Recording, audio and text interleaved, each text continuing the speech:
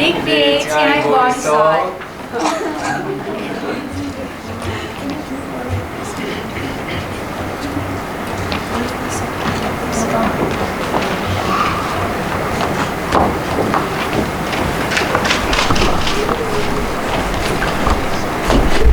The song that we will share today, it means that we need to pray every day, we need to read the Bible every day, and we will be happy every day when we learn from Jesus. Amen.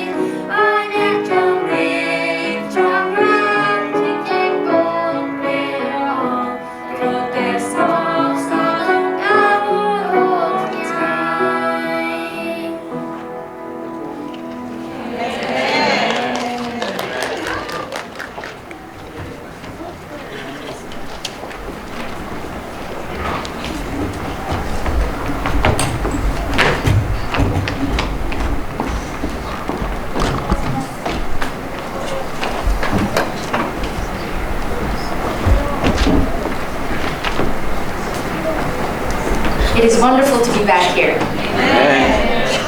And I love seeing familiar faces, but I'm even more happy to see the new faces.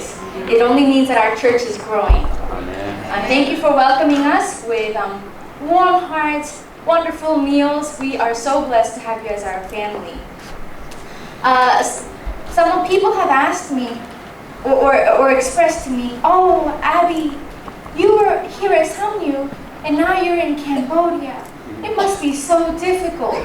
And they have this really sympathetic faces, like they're so sad for me.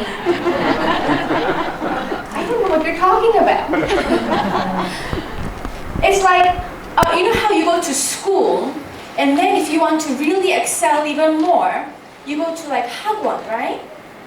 Or if you want to even do even better, you get like a private tutor and you pay a lot of money. You go to these private schools and top-notch tutoring to get the best grade. But I tell you, our life is only a school. It's a school for us to refine our character. And every single one of us here, we are attending God's school. And some people are going to school in Korea, some people are going to school in the US, and I happen to be going to school in Cambodia. And I tell you, I'm going to a top-notch private school there. And many people are saying, "Oh, you gave up so much here. It was such a comfortable life, and now it must be so hard," especially after seeing my husband's PowerPoint last night. You see pictures of unpaved roads, tree houses, and of people that are dressed very poorly. And I think to myself, what a wonderful privilege it is to be attending God's intensive school. All of us here, everyone, including myself, our calling is one thing, is to bear Jesus' light, be His light. And I have to say, for me personally, it is rather easier for me in a way to be in Cambodia and to bear the light, because here I was busy with schoolwork and busy with other things and that I had many distractions. But in Cambodia, it's such a blessing to be able to focus in God's work 24 hours a day, 7 days a week. As for the testimonies, I'm sure my husband will share many things that will be invaluable. I just want to share with you that what a wonderful privilege it is for us to be in God's vineyard. When we first went there, the state of the church, it was more like a home church in a tree house. And we went there. They welcomed us with fresh coconuts, cut out coconuts, and that was their best gift for us. And I began to pray, how can I serve these people? What can I do? Lord, what can I do? I thought I had all these knowledge, all these training, and I realized I have so little to give. And the Lord brought to my mind that whatever you can do, whatever your hands find to do, do it with all your might. Amen. So at first, I started to just observe and learn everything that I can from the culture and the people. And then I saw that all these street children, they were neglected. As my husband is actually, he's ministering to the grown-ups and the adults, I realized that the children were much neglected.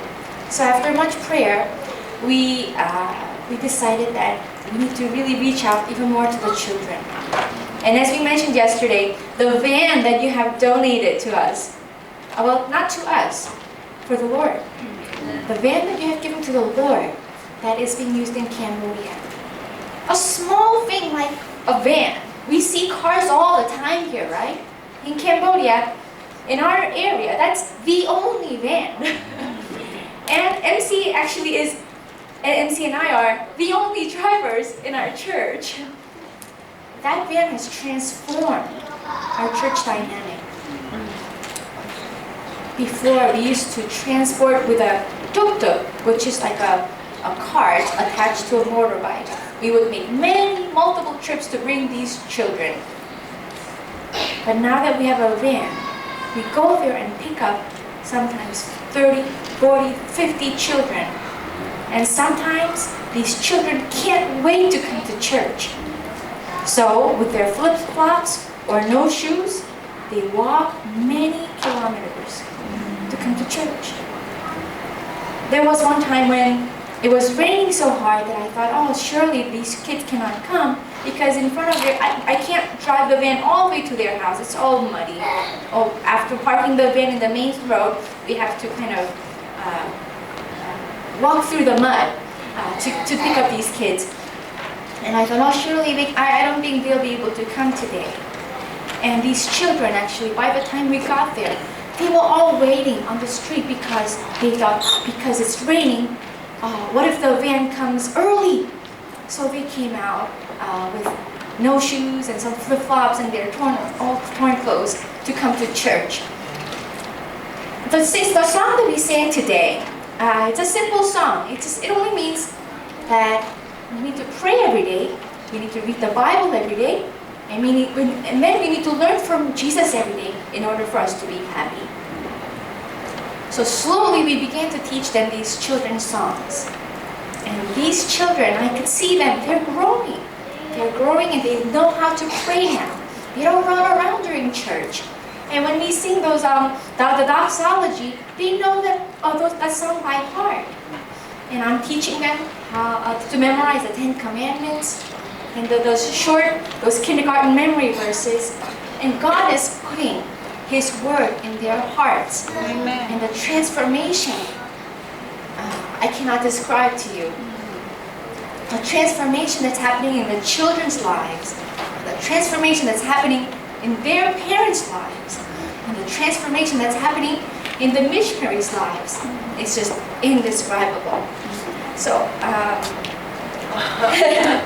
so I invite you to, if you want to, I'm sure you're learning a lot from God School in Korea, because Samyuk University, I'm not going to say that adjective, but it can be challenging, right? Working here is not the easiest road in life, but it has many rewards. And I tell you that learning in God School in Cambodia is also something else. It will transform your lives. I can promise you this. Whether you come for 1 week, 1 month, 1 year, when you go out of your comfort zone, And when you tell the Lord, do whatever you would like to do with me, I promise you, He keeps His promise. Amen.